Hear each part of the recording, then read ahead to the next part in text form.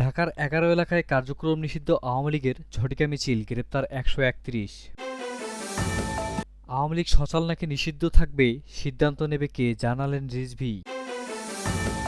এমপিওভুক্ত শিক্ষকদের আন্দোলন প্রত্যাহার। প্রধান উপদেষ্টার সঙ্গে সাক্ষাৎ করতে যমুনায় বিএনপির প্রতিনিধি দল। কেন্দ্রীয় কার্যালয়ের সামনে ছাত্রদলের পদবঞ্চিতদের কাফন মিছিল। এতক্ষণ শুনছিলেন সংবাদ শিরোনাম। পুরো খবর পেতে ভিডিওটি শেষ পর্যন্ত দেখুন। সর্বশেষ খবর পেতে চ্যানেলটি সাবস্ক্রাইব করুন। এবার বিস্তারিত। রাজধানীর ১১ এলাকায় ঝটিকা মিছিল করেছে কার্যক্রম নিষিদ্ধ আওয়ামী লীগ ও এর অঙ্গ সংগঠনের নেতাকর্মীরা। আজ মঙ্গলবার সকালের দিকে এসব মিছিল করেন দলটির নেতাকর্মীরা। এ সময় পুলিশ অভিযান চালিয়ে ঝটিকা মিছিলে অংশ নেওয়া ১৩১ জনকে গ্রেপ্তার করেছে। ঢাকা মহানগর পুলিশের ডিএমপি গণমাধ্যম ও জনসংযোগ বিভাগ এক সংবাদ বিজ্ঞপ্তিতে এসব তথ্য জানিয়েছে। পুলিশ বলছে, বেশ কয়েকটি স্থানে মিছিলের সময় ককটেল বিস্ফোরণের ঘটনা হয়েছে।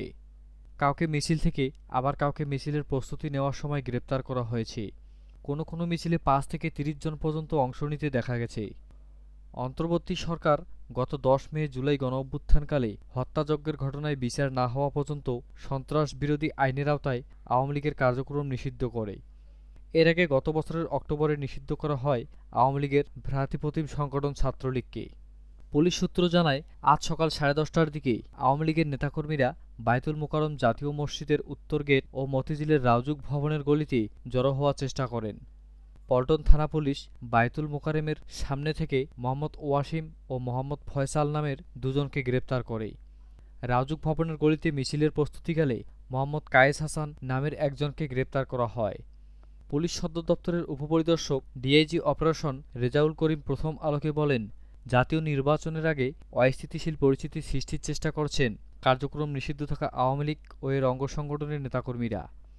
তারা যাতে আইনশৃঙ্খলা পরিস্থিতির অবনতি ঘটতে না পারে সেজন্য পুলিশ সতর্ক অবস্থান রয়েছে। ৫ আগস্টের পর এখন পুলিশ অনেক বেশি আত্মবিশ্বাসী। পুলিশের সংশ্লিষ্ট সূত্র জানায়, ঢাকায় তেজগাঁও এলাকায় ৭ রাস্তা মোড়ে দুপুর ১৫:১২টার দিকে আওয়ামী লীগের ১২ থেকে ১৫ জন নেতাকর্মী ৩০ থেকে ৪০ সেকেন্ডের একটি ঝটিকা মিছিল করেছেন। এ সময় তারা জয় বাংলা, জয় বঙ্গবন্ধু সহ বিভিন্ন স্লোগান দেন। বেলা ১১টার একটু পর খিলক্ষেত থানার গলফ ক্লাবের সামনে ৩০ থেকে ৪০ জন ঝটিকা মিছিল করেন। মিছিল থেকে একটি ককটেল বিস্ফোরণ ঘটানো হয়। এ সময় পুলিশ ধাওয়া দিলে ৪ জনকে গ্রেপ্তার করে। এছাড়াও ধানমন্ডির স্টার কাবাব রেস্টুরেন্টের সামনে, নিউ মার্কেটের বাটা সিগন্যাল, আসাদ গেট, আড়ংয়ের সামনে, Jatrabari multimedia CNG station, Sherebangla নগরের আকাইভ ভবনের সামনে, গুলশান পুলিশ প্লাজার সামনে, উত্তরা ৩ নম্বর সেক্টর ও ৮ নম্বর সেক্টরের সামনে মিছিল করার চেষ্টা করেছেন কার্যক্রম নিষিদ্ধ আওয়ামী লীগের নেতাকর্মীরা। আওয়ামী লীগ সচল নাকি নিষিদ্ধ থাকবে, সিদ্ধান্ত নেবে কে, জানালেন রিজভী। বিএনপি সিনিয়র যুগ্ম মহাসচিব অ্যাডভোকেট রুহুল কবির রিজভী বলেছেন, আওয়ামী লীগ সচল থাকবে নাকি নিষিদ্ধ হবে সে সিদ্ধান্ত নেবে অন্তর্বর্তীকালীন সরকার। তবে যারা অপরাধে জড়িত তাদের বিচার অবশ্যই হতে হবে। মঙ্গলবার ২১ অক্টোবর দুপুরে রাজধানীর নয়াপল্টনে বিএনপির কেন্দ্রীয় কার্যালয়ে সাংবাদিকদের সঙ্গে আলাপকালে এসব কথা বলেন তিনি। রিজভী বলেন, আগামী নভেম্বর মাসে গণভোট চাওয়ার প্রস্তাব মামার বাড়ির আবদারের মতো। জাতীয় নির্বাচনের দিনই যদি গণভোট নেওয়া যায় তাহলে অতিরিক্ত খরচ ও সময় সাশ্রয় হবে। তবে গণভোটের বিষয়গুলো আরও স্পষ্ট করা উচিত। কোন কোন সংস্কার আনা হবে তা জনগণকে জানাতে হবে। বিএনপির এই মুখপাত্র বলেন, শিক্ষা প্রতিষ্ঠানে ছাত্র সংসদ নির্বাচনে জিতলেই যে জাতীয় নির্বাচনে জিতবে সেটি ভাবা ভুল। সব পেয়ে গেছি এটা ভাবলে জামায়াতে ইসলামীর আত্মঘাতী সিদ্ধান্ত হবে। তিনি আরও বলেন, নির্বাচন কোনো দলের অধীনে নয়, সরকারের অধীনেই অনুষ্ঠিত হয়। তাই এই নির্বাচন নিয়ে জনগণের মধ্যে কোনো সংশয় নেই, বরং অন্তর্বর্তী সরকারের অধীনে একটি সুষ্ঠু নিরপেক্ষ নির্বাচন সম্ভব বলে সাধারণ মানুষের মধ্যে আস্থা তৈরি হয়েছে। রিজভী মনে করেন, একই দিনে জাতীয় নির্বাচন ও গণভোট আয়োজন করলে খরচ কমবে এবং প্রশাসনিক কার্যক্রমেও সুবিধা হবে।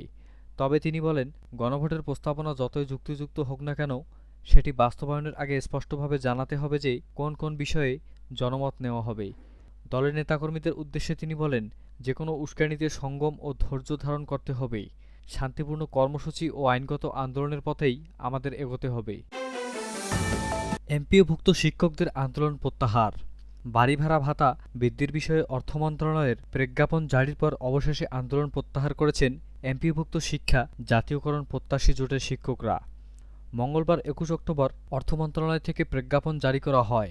সেখানে এমপিওভুক্ত শিক্ষকদের বাড়ি ভাড়া ভাতা ১ নম্বরের ২০২৫ থেকে মূল বেতনের ৭.৫% নির্ধারণ এবং আগামী বাজেটে তা ১৫%-এ উন্নতি করার বিষয়ে সম্মতি দেওয়া হয়। এই ঘোষণার পর আন্দোলন প্রত্যাহারের ঘোষণা দেন শিক্ষা জাতীয়করণ প্রত্যাশী জোটের সদস্য সচিব অধ্যক্ষ দেলোয়ার হোসেন আজিজি। তিনি বলেন, আন্দোলন প্রত্যাহার করে নেওয়া হলো, আমরা আগামীকাল থেকেই ক্লাসে ফিরে যাব। এর আগে গত রোববার ১৯ অক্টোবর আন্দোলনরত শিক্ষকদের জন্য অর্থ মন্ত্রণালয় বাড়ি ভাড়া ভাতা ৫% বৃদ্ধি করে প্রজ্ঞাপন জারি করেছিল। তবে তা পর্যন্ত নয় বলে দাবি করে আন্দোলন চালিয়ে যান শিক্ষকরা। দীর্ঘদিন ধরে শিক্ষকরা বাড়ি ভাড়া ভাতা বৃদ্ধিসহ বিভিন্ন দাবিতে রাজপথে অবস্থান করে আসছিলেন। সরকারের পক্ষ থেকে পরিপূর্ণ আশ্বাস ও প্রজ্ঞাপন জারির পর তারা আন্দোলন স্থগিত করলেন। শিক্ষকদের আন্দোলন প্রত্যাহারে শিক্ষা প্রতিষ্ঠানে স্বাভাবিক পাঠদান কার্যক্রম পুনরায় শুরু হবে বলে আশা করা হচ্ছে। প্রধান উপদেষ্টার সঙ্গে সাক্ষাৎ করতে যমুনায় বিএনপির প্রতিনিধি দল। প্রধান উপদেষ্টা ড. মোহাম্মদ ইউনূসের সাথে সাক্ষাৎ করতে যমুনায় প্রবেশ করেছেন বিএনপির প্রতিনিধি দল। মঙ্গলবার ২১ অক্টোবর সন্ধ্যা ৬টার দিকে রাষ্ট্রীয় অতিথি ভবন যমুনায় তাদেরকে প্রবেশ করতে দেখা গেছে। বিএনপির মহাসচিব মির্জা ফখরুল ইসলাম আলমগীরের নেতৃত্বে প্রতিনিধি দলে রয়েছেন স্থায়ী কমিটির সদস্য আমির খসরু মাহমুদ চৌধুরী ও সালাউদ্দিন আহমদ। জানা গেছে, জুলাই সনদ ইস্যু ও সমসাময়িক রাজনৈতিক পরিস্থিতিতে দলটির অবস্থান নিয়ে প্রধান উপদেষ্টা ড. মোহাম্মদ ইউনূসের সাথে আলোচনা হবে। এছাড়াও দলটির পক্ষ থেকে পরামর্শ ও সুপারিশ জানানো হতে পারে এই সাক্ষাতে। গত শুক্রবার জুলাই সনদে স্বাক্ষর করে বিএনপি সহ বেশ কয়েকটি রাজনৈতিক দল। সনদে স্বাক্ষরের পর এটিই হতে যাচ্ছে প্রধান উপদেষ্টার সাথে বিএনপির দলীয় সাক্ষাৎ। জাতীয়তাবাদী ছাত্রদলের কেন্দ্রীয় কমিটি পূর্ণাঙ্গ করার দাবিতে বিএনপির কেন্দ্রীয় কার্যালয়ের সামনে কাফনের কাপড় পরে বিক্ষোভ মিছিল করেছেন ছাত্রদলের পদবঞ্চিতদের একাংশ।